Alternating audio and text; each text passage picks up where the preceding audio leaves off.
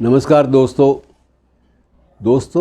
सीमा पार से अक्सर ख़बरें अच्छी नहीं आती भी हैं ख़बरें। थोड़ी सी चेहरे पे मुस्कान बिखरती है, थोड़ी तस्कीन होती है कि शायद के बाद फिर डैश डैश और उसके बाद फिर वो अगले ही दिन या 2-4 दिन के बाद वो जो शायद है वो बिल्कुल नकारात्मक नेगेटिविटी में चेंज हो जाता है, बदल जाता है।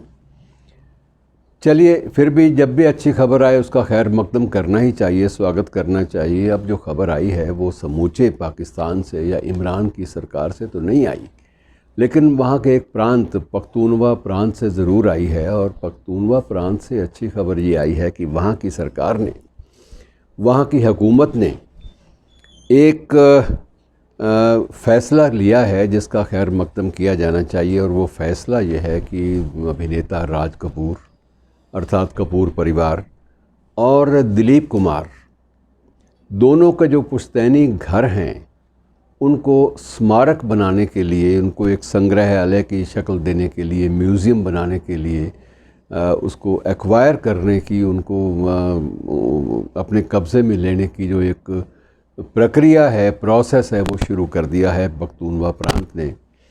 और पख्तूनवा प्रांत की सरकार इस बारे में भी सजग है कि चाहे कुछ भी हो, हम लोग इस बात की कोशिश करेंगे, मशक्क़त ज़रूर करेंगे कि अदालती कार्रवाई में ये चीज़ें ना लटकें। मित्रों, ये दोनों का घर जो है, दोनों के घर के बीच में 5 मिनट का रास्ता है। दोनों हवेलियों के बीच में, एक हवेली राज कपूर के परिवार की अर्थात पृथ्वीराज कपूर के परिवार की और दूसरी दिलीप कुमार के परिवार की। और दोनों की दोस्ती भी आपस में बहुत गहरी थी। और पिछले दिनों जब ऋषि कपूर की एक ऑटोबायोग्राफी आई तो ऋषि कपूर साहब ने एक बड़ा उसमें इंकशाफ किया, रहस्य उद्घाटन किया कि जब राज कपूर आखिरी सांसें ले रहे थे तब तक दिलीप कुमार जो हैं वो काफ़ी ठीक ठाक थे।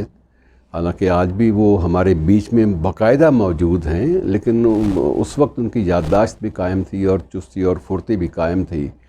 तो वो राज कपूर के बेड के नज़दीक गए, उसका हाथ अपने हाथ में लिया, उठ यार, तू जल्दी जल्दी ठीक हो जा। उधर से मैं पिछले दिनों मुझे पाकिस्तान जाने का मौका मिला तो वहाँ जो चीज़ें हम बचपन में खाया करते थे और वही जो चपली कबाब बोलते थे उसको, चपली कबाब का उस जो स्वाद है वो मुझे अब तक नहीं भूला। और हम लोग स्कूल से भागकर भी उस चपली कबाब को खाने के लिए दोनों आ जाया करते थे।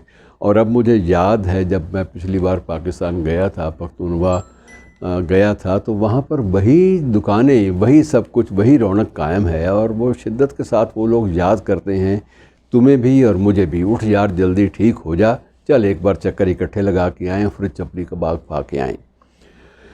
तो मित्रों, ये सिलसिले जो हैं ये कई बार उठे, कई बार ख़त्म हुए, लेकिन इस बार लगता है कि वहाँ की हुकूमत जो है वो थोड़ी सीरियस है। सबसे बड़ी बात यह है कि ये जो विरासत का मसला है इसको आप मज़हब में तब्दील नहीं कर सकते।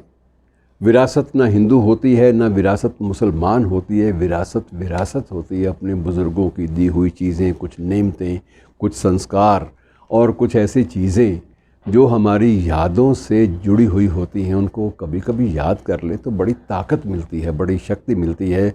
और वैसे तो वहाँ ये एक दस्तूर ही बन गया है कि एक मंदिर बनता है, दूसरा आके तोड़ जाता है, उसके बाद फिर उसकी 4 गिरफ्तारियाँ होती हैं और कागज़ी कार्रवाई में चीज़ें सिमट जाती हैं। और तकरीबन हर बार वहाँ के हाई कोर्ट को, वहाँ की न्यायपालिका को या सुप्रीम कोर्ट को दखल देना पड़ता है। हुकूमत से कहना पड़ता है कि अगर कटास राज मंदिर के आसपास अगर प्रदूषण फैल रहा है, एनवायरनमेंट ख़राब हो रही है, वहाँ जो रेत बनाने वाली जो मशीनें हैं, पत्थरों को रेत में तब्दील करने वाली, अगर उनके शोरगुल से या उनकी जो एक एनवायरनमेंट ख़राब करने की जो उनकी एक प्रक्रिया होती है, अगर उससे एक दखल पड़ता है एक मुक़द्दस जगह पे, तो ये बंद किए जाने चाहिए। एक बार ऐसा मौका भी आया कि जब वो फैक्ट्रियाँ बंद करवा दी गईं, वो भी सुप्रीम कोर्ट के आदेश से। मुझे याद है कि एक बार वहाँ उस वक्त हमारे देश के उप प्रधानमंत्री अडवाणी साहब गए थे, कटास राज ख़ास तौर से। तो वहाँ जाकर उन्होंने प्रार्थनाएं भी की थी और उन्होंने पाकिस्तान सरकार से भी दरख्वास्त की थी कि आप इस बारे में कुछ कीजिए।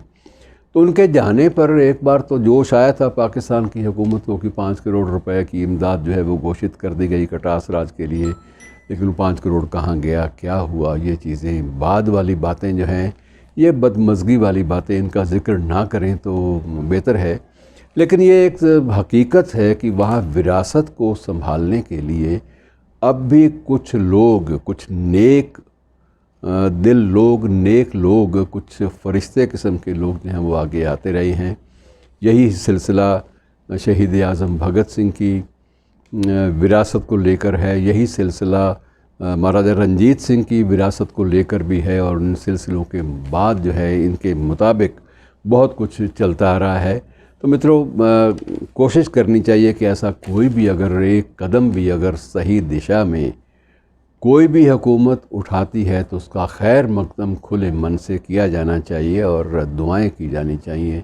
चाहे दुआएं हमें मंदिरों में करनी पड़ें, चाहे मस्जिदों में करनी पड़े, अज़ान के वक्त हमें दुआएं ज़रूर करनी चाहिए कि ये जो सिलसिला एक नया शुरू हुआ है इस पर कोई भी ग्रहण ना लगे। शुक्रिया दोस्तों।